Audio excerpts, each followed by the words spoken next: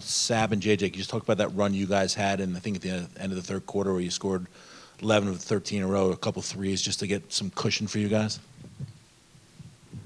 Are you talking to me? Yeah, I mean, we talked about it right before the timeout, just understanding we had to go in and make a push, and we did that. We were able to get stops defensively and get great looks offensively. Obviously, understanding transition offense is one of our best offenses, and so being able to get stops and run in transition, Jay had some big shots. We were able to get down low, continue to move the ball, and went on a really big run there that really helped us to finish the game. Just a question for JJ. Being used in a lot of pick and rolls this year, and today you have 8 assists, a lot of them coming off that pick and roll. How is seeing the floor, if at all, different than either from the post or popping out? Because it seemed, you transitioned pretty smoothly. Yeah, I mean, just understanding that teams are gonna send people at me and send bodies at me. So just being ready to make the next pass, and I trust my teammates to make those shots. So just keeping the game simple, man. Sandy, part of the vision that you and Jonathan sold to Jonquel to come here when you did was she would have this opportunity to show how multifaceted her game is. I mean, she put up almost a triple-double tonight. So I guess how satisfying is this for you to see that vision that, you had when you were talking to her, when you were come true? Yeah, no, it's awesome.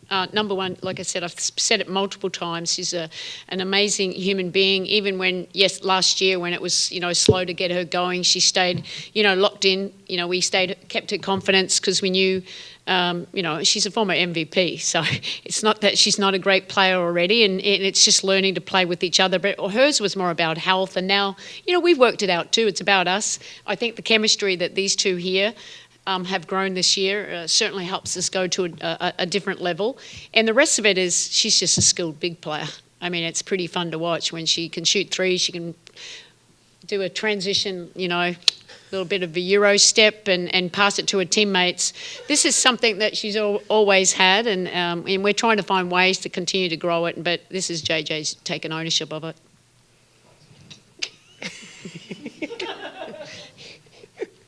Sabrina, you and Jonquel have, as Jackie was just talking about, built that connection together. You have now assisted to her 46 times, and the rest of the team combined has assisted to her just 39 times. I know that... Better buy me lunch. I know that you guys are playing together more in the pick and roll this year, but how has that chemistry developed here in year 2?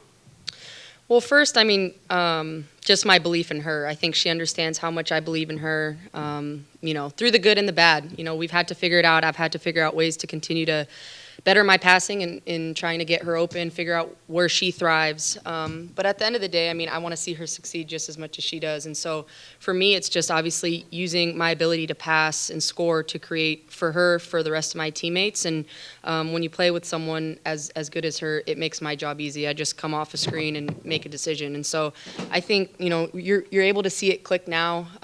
But there were times where we just had to figure it out, ways to get her the ball. And that's part of the growth of this team is we're starting to really understand one another without having to communicate, and that it goes to show when we're able to play like this and continue to get better. But I'd say we haven't even really scratched the surface. Like, we're just getting started on ways that we can continue to help one another, and it's exciting to know that. Yep. Double J, just for you, you're shooting 44% from 3. You want to be in 3-point contest with Sabrina at the All-Star game? And look, I always say when they invite me, I'll do it. So if they invite me, I'll beat her too. Yeah. Who said I was doing it? Who said I was doing it? Here we go. Don't break us up now.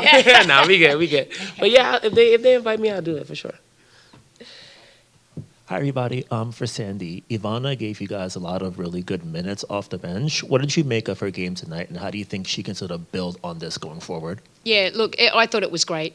We felt Sabrina, had to, without B there, we lost her handler. And, it was a chance for Evie to play a little bit more. And she's always staying ready. This is a player that's played, overseas at a high level for so long. And it was great for her to go out and be who she is. and help us at both ends of the floor, making shots, being the one, being the two, being able to be versatile. I think Sabrina and her, they understand each other quite well. I think she has confidence playing with Sabrina, and we need that. When you're down a handler, you need someone else that can take a little bit of pressure off Sabrina. She can't do it all game. She probably could, but we don't want her to. Hey, Coach, Leonie Phoebus had her first start because of B being out. Obviously, she didn't shoot her best, but she had a really nice impact on the defensive end in this game. Just what did you make of her start? Yeah, no, I thought it was great. We rave about her all the time, and it doesn't always show on the stat sheet. She made one massive three down the end when the game got a little close there. She's probably mad at some of the other shots she missed, but it's the impact that she does on the defensive end. It's her versatility. She reads well off these players. She's a great rebounder. Does all the little things well. I thought she had a really good game as a starter.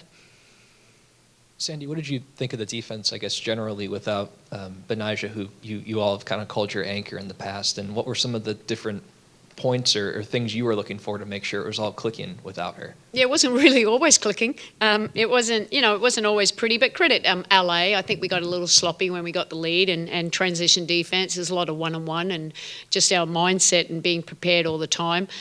Pick and roll defense, we had to switch it up a little bit with what we wanted to do. We were getting exploited, but the more we can be at the point of the screen, the more we can have activity, the better we are.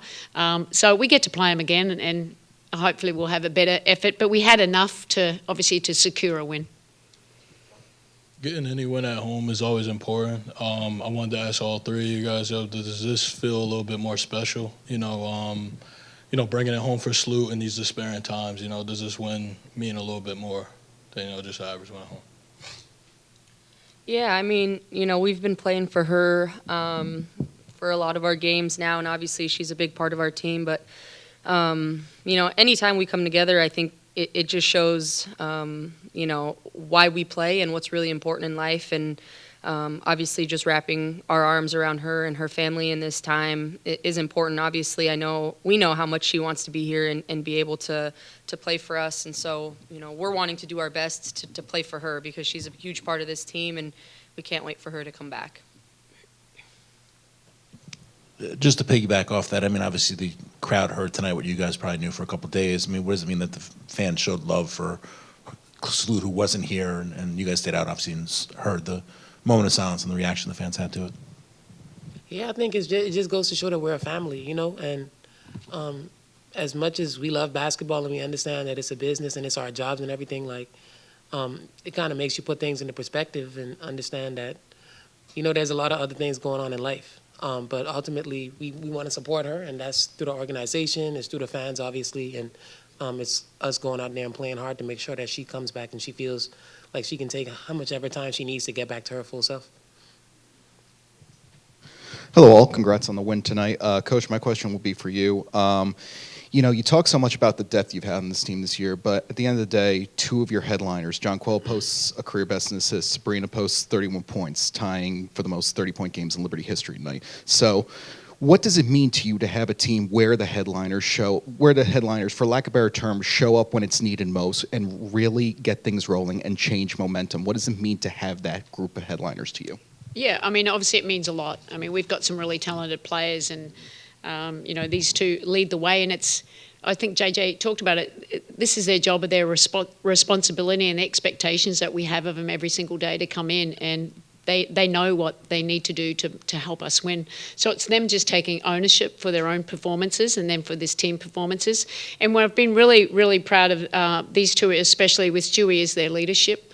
Continually to grow that, like we talk about family, with building those deeper connections. I think when you have that, you're able to play even better on court. Thanks, everyone. Thank you.